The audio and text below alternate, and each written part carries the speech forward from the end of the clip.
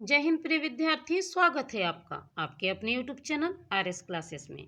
आज हम समझने वाले हैं वितान भाग 2 के पाठ सिल्वर वेडिंग के अति महत्वपूर्ण लघु उत्तरी प्रश्नों को।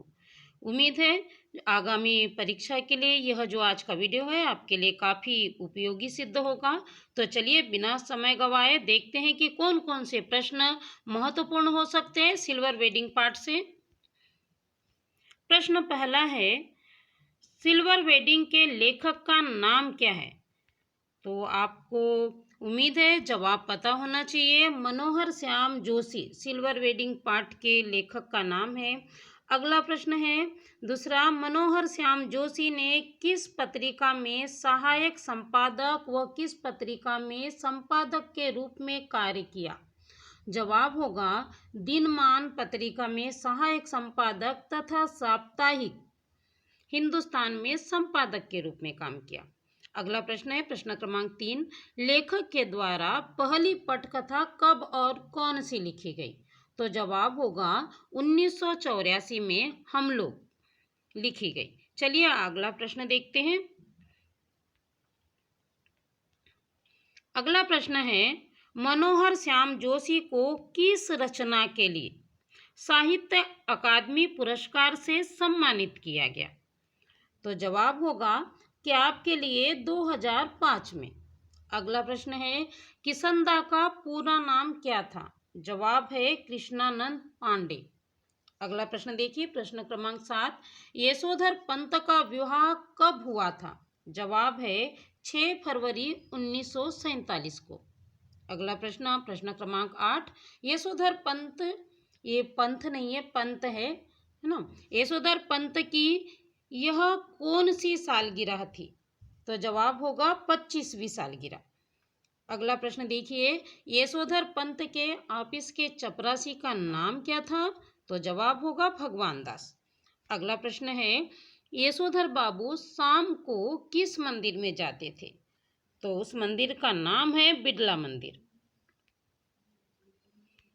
अगला प्रश्न देख लेते हैं क्या है प्रश्न क्रमांक 12, यशोधर बाबू साग सब्जी कहाँ से खरीद लाते हैं? तो जवाब है पहाड़गंज से। अगला है, 5 बजे दफ्तर छूटने पर भी यशोधर पंत कितने बजे घर पहुँचते हैं? तो आपको जवाब पता होना चाहिए, 8 बजे घर पहुँचते हैं। अगला प्रश्न 14, यशोधर पंत का घर जल्दी न लौटने का कारण क्या था? तो इसका जवाब है पत्नी और बच्चों से छोटी बड़ी बात में मतभेद होना। अगला प्रश्न देख लेते हैं प्रश्न क्रमांक 15, यशोधर पंत के बड़े बेटे को किस संस्था में नौकरी मिली थी?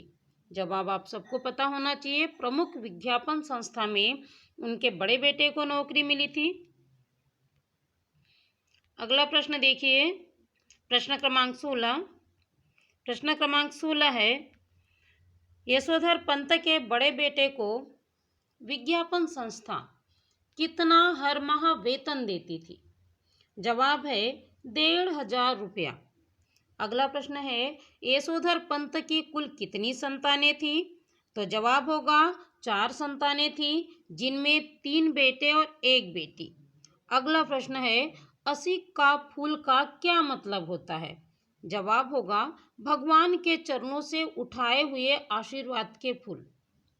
अगला प्रश्न है, यशोधर पंत के जीजा का क्या नाम था? जवाब होगा जनार्दन जोशी। अगला प्रश्न देखिए प्रश्न क्रमांक 20, यशोधर पंत की परवरिश किसने की? तो जवाब होगा विधवा बुआ ने। अगला प्रश्न है प्रश्न क्रमांक 21, यशोधर पंत की बुआ कहाँ रहती थी? तो जवाब होगा अल्मोड़ा में। अगला प्रश्न है, हेल्दी वेल्दी एंड वाइज बन रहा है ना भाव, यह बात कौन किसके लिए कहते थे? तो जवाब होगा किसंदा हर सुबह शहर से लौटते हुए यशोधर पंत को कहते थे। अगला है, यशोधर पंत के बड़े बेटे का नाम क्या है? तो आपको जवाब पता होना चाहिए, उनके बड़े बेटे का नाम भूषण है। अगला प्रश्न है, दूर के रिश्ते में यशोधर बाबू का भांजा कौन था? तो आपको जवाब पता होना चाहिए, चंद्रदत्त तिवारी दूर के रिश्ते में यशोधर बाबू का भांजा था। अगला प्रश्न है, यशोधर पंत की पत्नी का चचेरा भाई कौन था तथा वह क्या काम करता था? तो जवाब आपको पता होना चाहिए, गिरीश बड़ी कंपनी में मार्केटिंग मैनेजर था।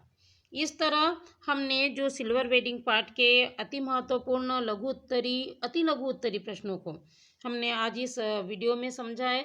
इसके साथ साथ कुछ प्रश्न आपको देखने हैं जो इस वीडियो में मैंने समाहित नहीं किए हैं, भूलवश नहीं हो पाए मुझसे।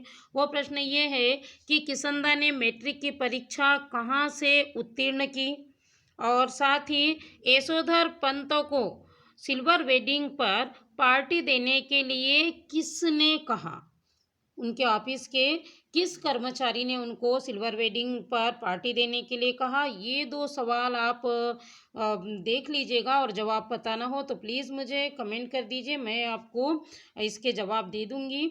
साथ ही मुझे कमेंट बॉक्स में आप ये ज़रूर बताइएगा कि इन 25 सवालों में से क्या आपको सारे सवालों के जवाब पता थे। और इसी शुभेच्छा के साथ कि आपका परीक्षा परिणाम 100% हो। धन्यवाद।